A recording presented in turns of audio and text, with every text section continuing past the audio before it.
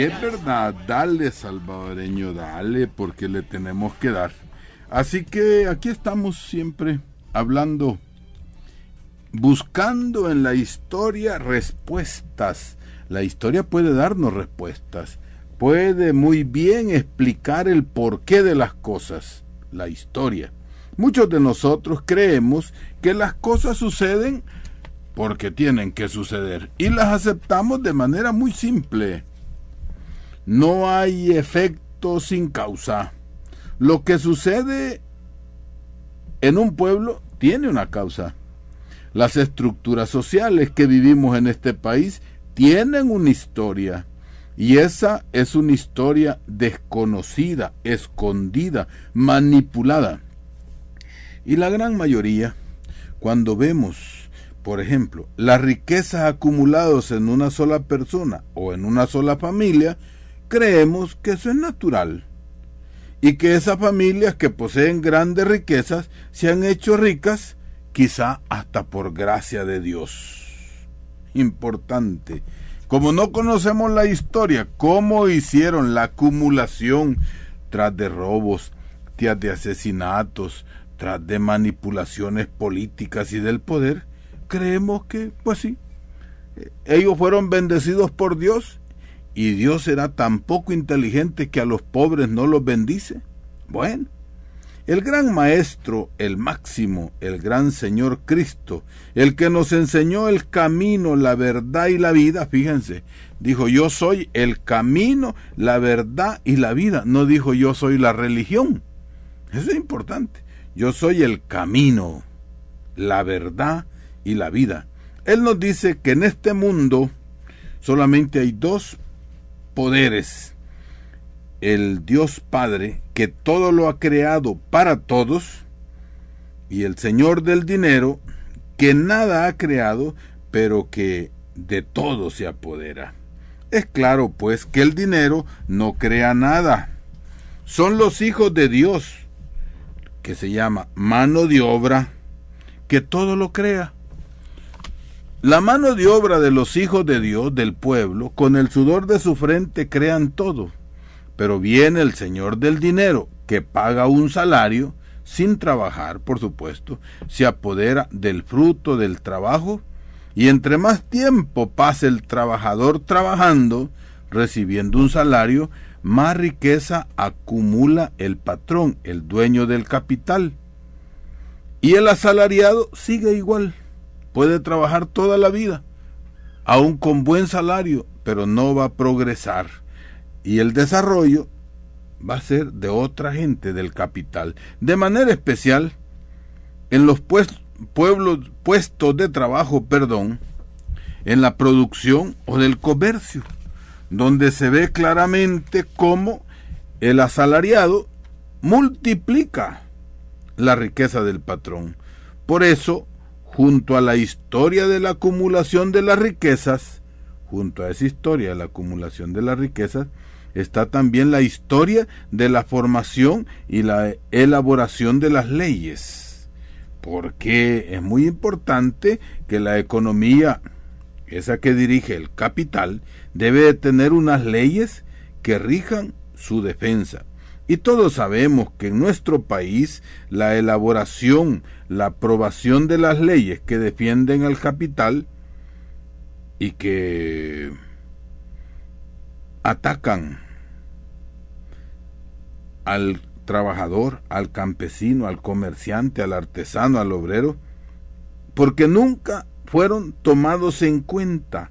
Al contrario, se han hecho grandes cortinas de humo para que al momento de aprobarlas, esas leyes, las aceptemos tal cual las han elaborado los funcionarios. Y por supuesto, la mayoría de las leyes están hechas para favorecer a una minoría de ciudadanos, no están hechas para favorecer a las mayorías, sino estudien. Veamos la Constitución política, no está hecha para favorecer a las mayorías, sino para favorecer a las minorías, y de manera especial al sistema del dinero, del salario y del aprovechamiento de la mano de obra. Este programa se ha inspirado en las historias que Alí I contó cantando. Nos lleva a invitar artistas, a ustedes artistas, para que creamos canciones, creemos poemas, para que el pueblo cante y no olvide, cante y denuncie, cante y se eduque con el canto. Es por eso que los grandes capitales de los medios de divulgación propician a artistas cantantes o cantadores para que canten canciones que nos adormezcan, que le canten al sentimentalismo que esclaviza, que se le cante a la belleza creada por la riqueza, que canten cantos pues que nos adormezcan. Y es tan efectivo ese modo de desviar el canto que muchas personas de todas las edades, maravilloso, sin poder leer ni escribir, cantan en inglés, sin saber ni entender lo que cantan, les gusta el ruidito, el ritmo. Y así aceptan cantar sin darse cuenta que lo que están pronunciando es el pensamiento del que nos come, del que se bebe el sudor y la sangre de nuestra frente, y nos cambia el alma a favor de lo injusto, de lo superficial, de lo que no conviene a los que trabajamos. Pero bueno, como lo cantamos, por eso los que trabajamos por el pan de cada día y que no logramos ni ahorrar para tener progreso ni pan mañana, y no logramos tener ni progreso material, ni espiritual, ni ideológico, así nos han domado, como se doma un caballo, para que sigamos pensando a favor del capital. Bueno, ¿cuántas historias tenemos hoy para considerar y aprender de tales historias? Yo quisiera tocar todas las historias y tener el tiempo necesario, pero bueno, de lo bueno poco, y en este tiempo, gracias por esperarme, gracias por aceptar este tiempo para ustedes. Y también quiero decir que esta semana estuvimos reunidos una buena cantidad de sacerdotes, casi 100 de padres. ¿Y cuántos hermanos sacerdotes me dijeron, Padre Tilo, o Tilo como me dicen, qué bonito es tu programa, yo te escucho? Así que desde aquí los saludo. Muchos van de regreso a sus comunidades o ya están trabajando allí en beneficio de los pueblos. Saludamos a todos esos sacerdotes, a esos hermanos y de manera especial a ustedes que nunca faltan. Bueno, ¿qué historias quisiéramos considerar? Pues muchas, y aquí escogemos algunas especiales. Por ejemplo, dicen que por ahí que el clima está cambiando. Eso tiene una historia. Que están cambiando los veranos y están cambiando los inviernos. Que todo es causa de las grandes industrias. Pero dicen las industrias que no, que ellos no hacen ese mal. Que ellos no han contaminado la atmósfera. Aunque ellos, sabemos, producen el dióxido de carbono. Y producen en forma de humo. Pero la propaganda, propiedad de los intereses y de los interesados, nos dicen que el desarrollo es lo mejor, aunque cambie la temperatura, aunque cambien los veranos y los inviernos, es bueno que tengamos esa clase de fábricas. Y sería bueno que se tengan, pero que siguieran los medios y los métodos para no producir tanta contaminación. Importante, ¿verdad?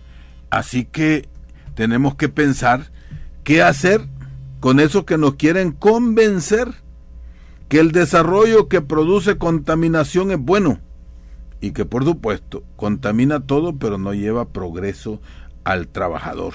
Bueno, y cuando llega el momento de las catástrofes producidas por esos cambios climáticos, no son los dueños del capital que fracasan, son las grandes mayorías que trabajan en favor de ellos mismos y de estos señores, que ellos son los que se apropian de la ganancia y desarrollan mucho.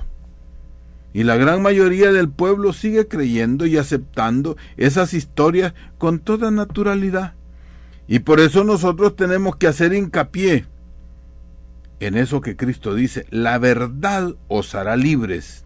Es decir, que la mentira del poder nos aprisiona y nos esclaviza.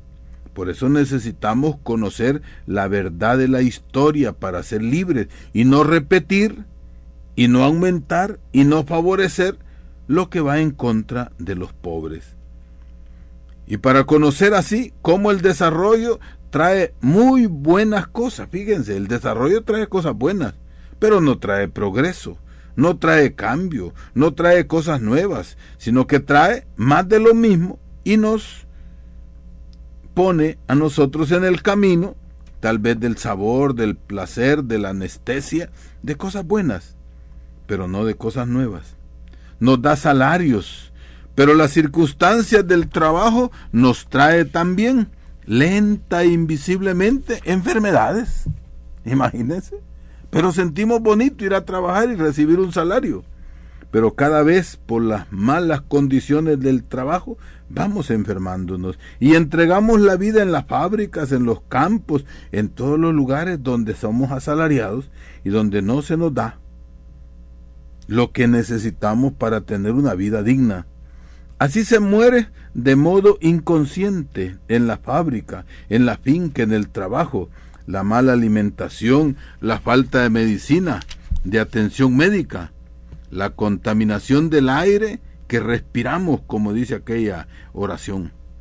Y por creer que podemos perder lo poquito que nos da de salario el capital, nos volvemos conformistas. Y lo peor, que así se lo enseñamos a nuestros hijos de generación en generación. Y al final de todo, hasta llegamos a creer que esa es la voluntad de Dios. Y cuando nos encontramos con un Cristo liberador, ya porque estamos sumidos en ese conformismo, creemos que ese Cristo liberador está de acuerdo con el sufrimiento de los pobres, cuando es todo lo contrario. Él no está de acuerdo con el sufrimiento de los pobres, si Él habló de libertad, de justicia, de igualdad. Pero es tan astuto el Señor de la tierra y del dinero que ha logrado cambiar ante los oprimidos la figura de Jesús. Por eso debemos iniciar desde ahora, buscar la manera de conocer la historia y por supuesto de conocer a Cristo y conocer el por qué en este país que se llama El Salvador hay tantos pobres y tan pocos adinerados.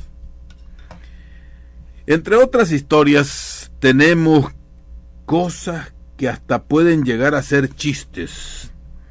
Fíjense que al pueblo oprimido, empobrecido, necesitado, se le prohíba que tiene líderes, que tenga líderes. Se prohíbe y se controla a aquellos que liderean, que buscan la libertad de este pueblo. Tanto es así que en estas historias que podemos contar hace poco oímos decir que el partido que se pone del lado de un pueblo se llama populista. Imaginen. El chiste consiste en que ni siquiera lo que está a favor del pueblo se puede llamar populista porque hay que sentir vergüenza de ser populista. ¿Y de qué otro modo se puede llamar si es para el pueblo? Pero la pérdida de la mayor vergüenza se da cuando ese pueblo populista lo eligió. Y hoy ya no quiere ser populista aunque lo haya elegido el pueblo. Y porque quizás se sienta feliz llamándose capitalista, porque apoya más al capital. Si el dueño del capital se siente feliz que le llamen capitalista, ¿por qué se nos prohíbe a los que nos sentimos pueblo, siendo pueblo trabajador, que nos llamemos populistas?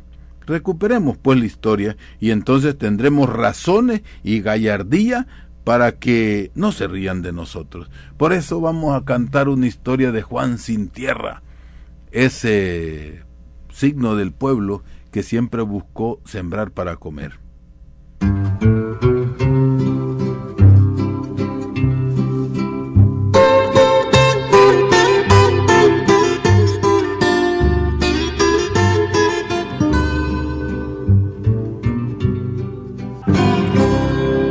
Bueno, imagínense Esa es la historia de tanto campesino que vive en esta tierra tratando de progresar, aunque los otros se desarrollen, pero el campesinado quisiera progresar. Bueno, así que seguíamos hablando, nos habló aquí de Guacotecti, en lo que estábamos oyendo el sargento Ramírez, y nos habló, pues sí, de la violencia, que eso tiene una raíz diferente, y que las actitudes a veces de los más responsables y de los altos mandos, a veces las cosas dejan mucho que desear. Bueno, decíamos pues, vea, que ese Cristo libertador nos lleva a otros caminos, y que por supuesto lo que está a favor del pueblo es populista, y lo que está a favor del capital es capitalista, y que el pueblo necesita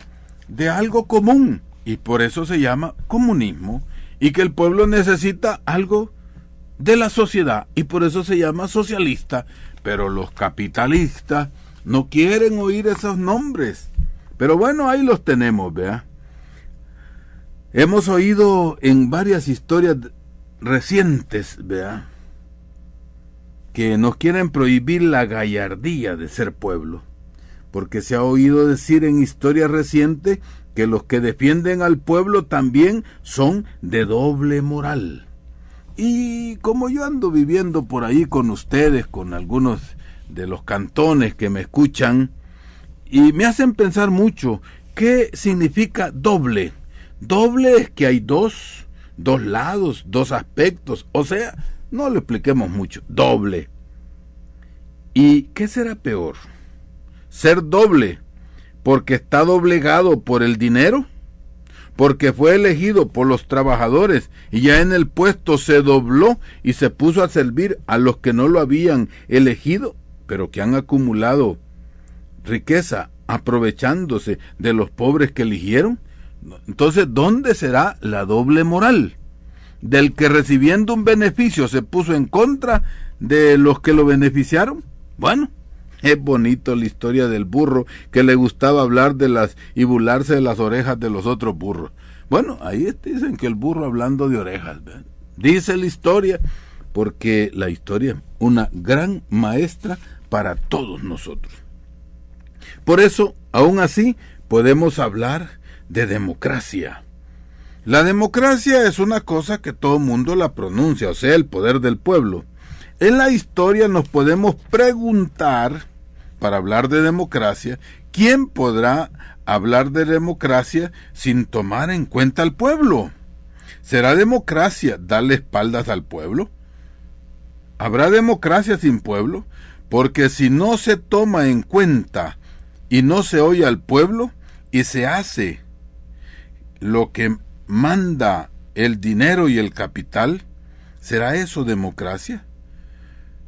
No sé si se puede llamar democracia lo contrario al pueblo, porque lo contrario al pueblo se llama tiranía, se llama burocracia, se llama plutocracia, hasta algunos le llaman meritocracia, abusocracia, soberbiocracia, cheradacracia, los amigos cracios, cualquier cracia, pues menos pueblocracia o democracia. Eso es muy importante. O sea, aprendamos también palabras. Las estoy tratando de adecuar un poco así, porque en este país hay que tomar, si no se pone a llorar, hay que agarrar las cosas por las buenas, pero decir la verdad. Por eso es bueno conocer la historia de los pueblos y de modo especial de nuestro país, cómo se han formado las cracias que nos han gobernado. O sea, pues que no puede haber capitalismo democrático, porque este siempre se aprovecha del trabajo del asalariado y del no asalariado también. Porque continuando con las historias, encontramos que los gobernantes dicen que la inversión de los capitales que vienen de fuera son necesarios para generar riquezas. Imagínense, y es verdad, ¿verdad? Generan riquezas, pero no dicen la verdad. ¿Por qué no dicen quién se apodera de esas riquezas que se generan? Por eso dicen que no hay que ahuyentar a los inversionistas, ni hay que ahuyentar a los capitales extranjeros que nos vienen a traer desarrollo, y ese desarrollo es la explotación del sudor de la frente y del beneficio para ellos. O sea, pues, que a la hora de las horas se favorece más al que se lleva la riqueza que al que produce la riqueza. Porque ¿quién produce la riqueza? ¿El capital que se invierte o el asalariado que trabaja? El dinero solo se acumula cuando hay una mano de obra que lo aumenta. Por eso Cristo dice que el trabajador es merecedor de su salario. Y pues sí, conociendo a Cristo, tratando de conocerlo, entendemos que habla de un salario justo, adecuado según las ganancias que se producen, según la riqueza que se producen. En la historia, pues, del Salvador, esto no ha sido así. Siempre ha habido un salario menor de lo que necesita dársele en justicia, y que ese salario ha producido grandes riquezas. Y antes en este país sucede que antes de ahuyentar al capital extranjero, nuestras autoridades prefieren ahuyentar al pueblo y que éste emigre y que se vaya a buscar trabajo por otro lado, en otro país. Y esa es la historia que hay que contar. Y si es posible, así como Alí hizo, hay que cantarlas. Hay que cantar la historia para no olvidar. Porque, por ejemplo, no podemos decir que siendo un país productor de café, como fuimos un pueblo que progresó y que enriqueció. No. Se habla de la historia de la riqueza que produjeron los cafetales, los cañales y las algodoneras. Pero la historia nos enseña que esa gran riqueza producida no trajo al pueblo ningún progreso, que esa riqueza que se produjo, porque se produjo riqueza, se quedó en pocas manos. Y la historia nos enseña que esa gran riqueza producida por esa agricultura se quedó allí, y esas son las grandes familias, como se le llaman, y que el pueblo ni desarrolló ni progresó, aunque se hubiera desarrollado mucha agricultura como se desarrolló. Hoy nos traen las minas, hoy es otra manera de matar, y dicen que eso es un gran desarrollo. Para unos pocos es que les falta el apellido, y que es desgracia para la gran mayoría. Y estudiando la historia, porque este programa quiere provocar historia, se dice que en el país hay tres grandes poderes: el poder legislativo, el poder judicial y el poder ejecutivo. Así nos han enseñado en la historia, y que estos son independientes. Por eso, esa misma historia nos dice que en El Salvador estos tres poderes estatales dependen, así dice la historia, de una sola capa social, de una sola clase social adinerada. Yo pregunto en la historia, busquémosla, intentemos encontrar cuándo el poder judicial ha sido independiente en este país. Por un lado nos enseñan una historia, pero Cristo dice, miren, vean cómo son las cosas, no como ellos dicen, sino como ellos hacen. Qué bueno, Maestro Jesús, que nos enseña una gran cosa. Es importante, vean. ¿Cuándo ha sido independiente el poder judicial en el paisito del Salvador? Y por otro lado, que aunque el pueblo diga por el voto y elija a los diputados, preguntémonos cuándo la asamblea elegida por el pueblo ha dictado leyes en favor del trabajador o que favorezca a las mayorías. La mayoría como que elige, y estos solo obedecen y favorecen a una minoría. Esa es parte de la historia. ¿Quién elige al ejecutivo que se llama presidente? ¿La mayoría o la minoría? Pero ¿quién escoge a ese presidente? Es una minoría, imagínense. La minoría escoge a un candidato para que la mayoría lo vote. Y al final, cuando ya esté elegido, la mayoría que votó queda excluida y la minoría que lo escogió es lo que lo manipula. ¿A quién obedece, pues, este elegido? ¿A las necesidades de la mayoría o a los intereses de la minoría? Porque hay que aclarar y que quede bien puesto. Las mayorías padecen de necesidades y las minorías defienden sus intereses. Más claro no canta un gallo. Y por eso, dejemos a un ladito al Poder Judicial para mientras. Porque el Poder Judicial, ni soñar que en este tiempo lo vamos a volver populista o popular. El judicial se va a quedar ahí mucho tiempo todavía. Pero el pueblo quiso un ejecutivo y el pueblo quiso un legislativo. Pero en cuanto a la asamblea, que aprobó una resolución a favor de la mayoría de la población, y en el caso concreto, el teléfono fijo, que paga el pueblo, paga una renta mensual de 9.76 y son más de 1,5 millones. Preguntémonos quién manda a quién, porque a la hora de las horas, los diputados elegidos por los dueños del pueblo, el pueblo que es dueño, como que se han doblegado y se han echado para atrás porque los apretó una minoría. Aunque sean del PCN, aunque sean de Arena y de Gana y del PSI y del FMLN, los que le dieron los votos están pagando esa renta mensual. Y todos nos pusimos contentos porque una determinación, al fin vimos una determinación popular o populista, porque era a favor del pueblo. Pero otro elegido, y los que votamos por el presidente, somos también renteados por las telefónicas.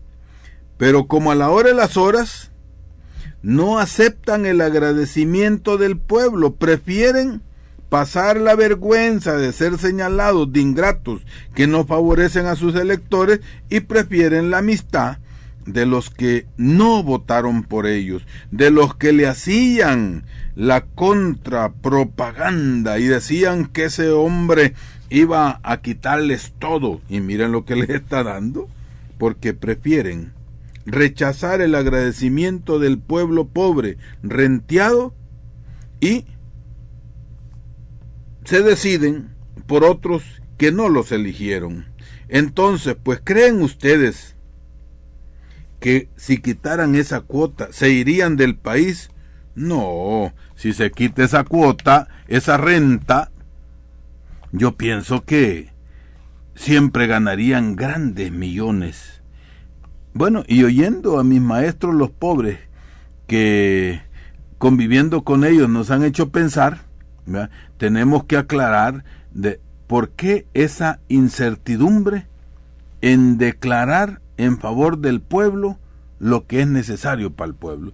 Por eso vamos a dedicarle porque vamos a pasar al caso de la juventud, esa que nos hablaron de Guacotecti diciendo, bueno, es que aquí hay unas autoridades bastante corruptas y que tenemos en el Poder Judicial y en el Poder Policial bastante raíz de las causas que están y de los efectos que están sucediendo. Así que Quincho Barrilete es un niño de nuestros barrios que sufre, y por eso a todos ustedes jóvenes, Quincho Barrilete, de un cantautor nicaragüense.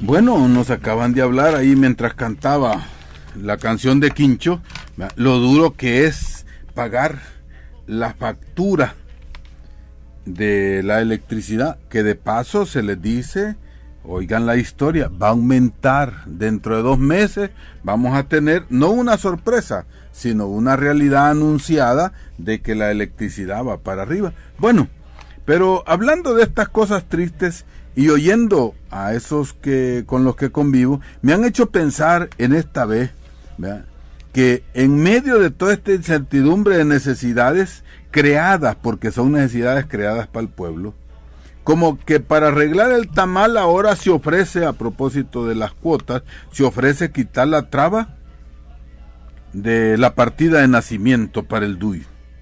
Fíjense cómo es la cuestión. como querernos dar a tol con el dedo. Se quiere quitar la partida de nacimiento que se paga una sola vez para sacar el DUI, y hay dificultades para quitar la renta telefónica que se paga cada mes.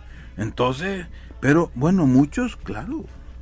Acuérdense que el Epulón que estaba en el infierno le pedía a Jesús una gotita de agua en la lengua.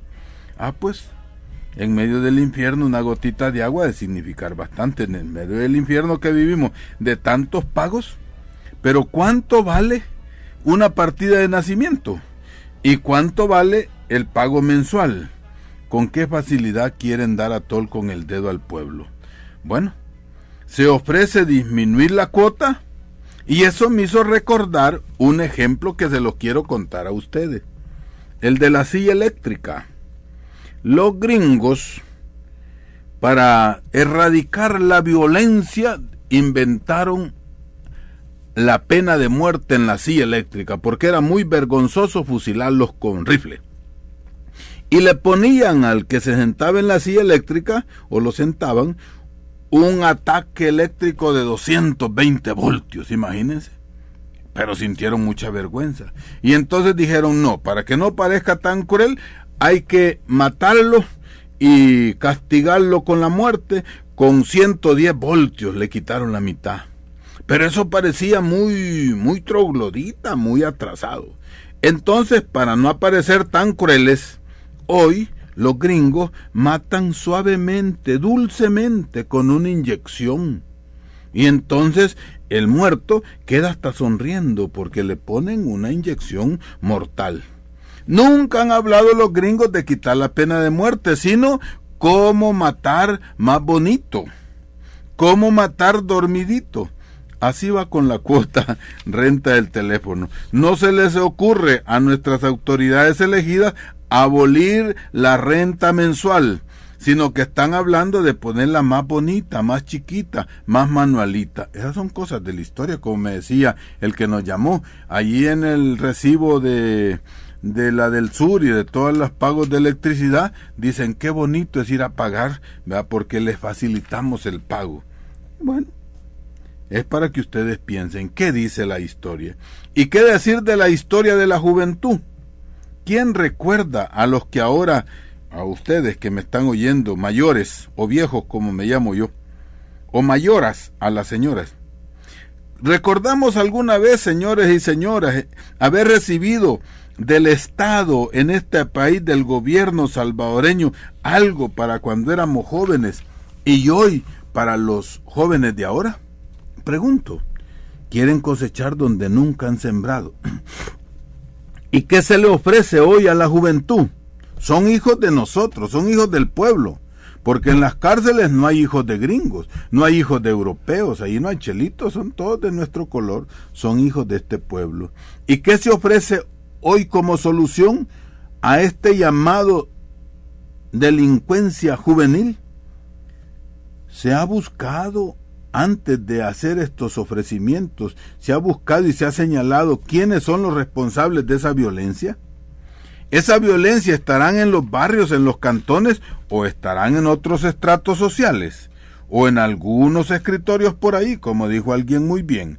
Quizá la policía, los agentes golpean en la calle, pero quizá en otras oficinas y a otros niveles puede haber algunos responsables. Y aún más, hoy con tanto plan que se propone, ¿dónde se propone algo sabio? Algo inteligente, se propone más violencia, más castigo. ¿No será bueno que ya que se ofrece la oportunidad, hagamos algo realmente inteligente? Y como Cristo dice, si tu hijo te pide un pan, ¿le das una piedra? O si te pide carne, ¿le das un escorpión?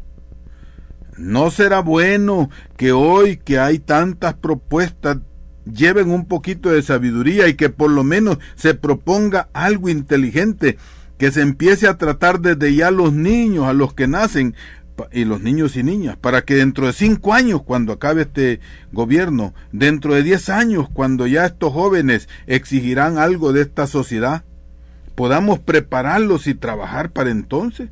Pero si se está tratando de golpear a los jóvenes, que nada se les ofreció, y se descuida a los que están naciendo o van creciendo de 5 o 6 años, ¿o será necesario recordar lo que Cristo dice? Ciegos y guías de ciegos, que ponen grandes cargas al pueblo y ustedes ni siquiera con el dedo las tocan. Palabra del Señor. Bueno, así que es importante, pues, que si esa delincuencia cantonal de barrio, y hay que atacar esa delincuencia, pero no será también inteligente hablar de los delincuentes nacionales que producen la delincuencia local. Importante. Preguntémonos, ¿habrá maras policiales y políticas? ¿Habrá maras económicas? ¿Maras que son tanques de pensamiento? ¿Las maras profesionales? ¿No habrá maras institucionales? Estos son los que producen, como reacción espejo, las maras a niveles bajos. Bueno, vendrá la tarifa eléctrica más subida. ¿Y qué otras cosas irán a sufrir? Bueno, ¿qué podemos decir? Así que gracias, les vamos a abrir el teléfono, pero antes queremos recordarles que mañana a los hermanos de Ligueral, arriba de Tejutla, en la parte arriba del Teocinte, en el Ligueral, tenemos la conmemoración, ahí mataron a 30 personas. También el día 27 de febrero en Tenango, allá cerca de Suchitoto, Tenango, Guadalupe, ya vamos a atender la llamada, gracias. Allí también va a haber el sábado 27 desde las 4 de la tarde, vayámonos para ese lado, después del río Quesalapa, ahí vamos a estar. Y que el 24 de marzo vamos a celebrar a Monseñor Romero, especialmente a las 7 de la mañana. Habrá una fiesta celebrada desde la oficialidad de la jerarquía, y es bueno desde el domingo y sábado 20 que nos acerquemos al Divino Salvador del mundo, al estatua. Ahí va a haber una gran manifestación de farolitos, pero el mero miércoles 24 de marzo a las 7 de la mañana el pueblo va a ir al altar donde mataron a Monseñor, y después estaremos con la celebración de Anastasio Aquino en la última semana del mes de abril. Bueno, ahí nos están llamando, adelante, ¿quién nos habla? Bueno. Sí, díganos. Buenas noches, padre. Buenas noches. Sí, yo quisiera hacer una sugerencia con respecto al presidente de Arena que tenemos ahora. Bueno. Está más con los areneros que con los pobres, ¿verdad? Sí, pues que el FMLN le debía de retirar su apoyo. Debían de retirarse ya, porque ya hoy, por ejemplo, ya dijo que les va a vetar la ley que hicieron ayer, y va a vetar la otra que le hicieron antes de los teléfonos. Y así es que como que no él se quiere ser como un dictadorcito ahí ya, ¿verdad? Que no dice que la asamblea no lo manda, que nadie lo manda a él, ¿verdad? Entonces lo mejor es que le quiten el apoyo del FMLN, que se retire, más bien dicho, del gobierno, porque si no el FMLN es el que va a perder. Bueno, usted sabe que el FMLN son todos los miembros, ¿verdad? Que en cada lugar, que en cada municipio de donde hay miembros del FMLN se reúnan, sí, determinen, sugieran, presionen, sí, para que la comandancia o la Comisión Política Central también tome sus actitudes. Si del pueblo del FMLN, si de los miembros del FMLN, de los inscritos en el FMLN no presionan a su comandancia y a su dirigencia, estos van a seguir blanditos por ahí, ¿verdad? Sí, porque fíjese que ya todo el pueblo ya hablan así como hacen en Estados Unidos de Obama, que ya le quitaron el apoyo, todo el pueblo le quitó el apoyo a Obama ya, ¿verdad? Así que los demócratas es difícil que ganen otra elección allá en Estados Unidos. Entonces, así están aquí, y toda la gente... Acuérdense que esta elección no la ganó el señor Funes, la ganó el pueblo, porque el pueblo lo decidió. Vamos a seguir ganando, pero quisiéramos que tuviéramos actitudes claras, ¿verdad? Todos entendemos, yo oigo en la calle toda la gente, en los buses, en las plazas y todo, no vuelven a votar por el FMLN. Entonces, hay probabilidades de que en estas elecciones el FMLN se vaya abajo, si es que no se retiran, pues. Gracias por su sugerencia, pero se la trasladamos a todos los miembros y los que son del partido del FMLN, los que somos del FMLN, que presionemos a nuestras directivas departamentales para que presionen a la Comisión Política Nacional. Gracias. ¿Otra llamada? Bueno, vamos a esperar esa llamada y después nos vamos a retirar dedicándoles el sombrero azul, que es un regalo de Alí Primera para nosotros. ¿Quién nos habla? Buenas noches, padre. ¿Quién habla? Roberto Sándal. Adelante, Roberto. Me parece un poco equivocada la postura del que llamó anteriormente. Si lo que quieren es que dejemos el gobierno, bien fácil, va, que se los dejemos servidos. ¿Cómo vamos a retirarnos del gobierno? La cuestión es luchar para recuperar el gobierno. No es que le dejemos servido a la derecha lo que tanto nos ha costado. Esa es mi opinión, padre. Gracias, ¿verdad? Y bueno, procuremos pues que en las opiniones que damos tratemos de entender el sentido de los otros, porque cada uno deberemos hacer lo que podamos para que este pueblo se mantenga en el camino de la libertad y la justicia. La última llamadita, gracias. Buenas noches, padre. ¿Con quién tenemos el gusto? Con Alejandro, de Antiguo Cocatlán. Adelante, Alejandro. Un pequeño comentario aquí. El gran filósofo griego Platón, en su diálogo La República, dijo: los filósofos deben ser reyes, o los reyes practicar la filosofía. La filosofía siendo naturalmente el amor a la sabiduría. La sabiduría de parte de un gobernante es velar por el bien común, o sea, el pueblo. En esto se debe enfocar el señor presidente. Un pequeño comentario, solo punto de presentación, padre. Gracias, y es verdad. Por eso vamos a terminar con este pensamiento de Goethe, otro gran filósofo. Los perezosos siempre están hablando de lo que piensan hacer, de lo que harán. Los que de veras hacen algo no tienen tiempo de hablar ni de lo que hacen. Bueno, hagamos algo y allí veremos de a cómo nos toca. Muchas gracias y nos despedimos con el canto de Alí Primera, El sombrero azul. El sombrero azul. El sombrero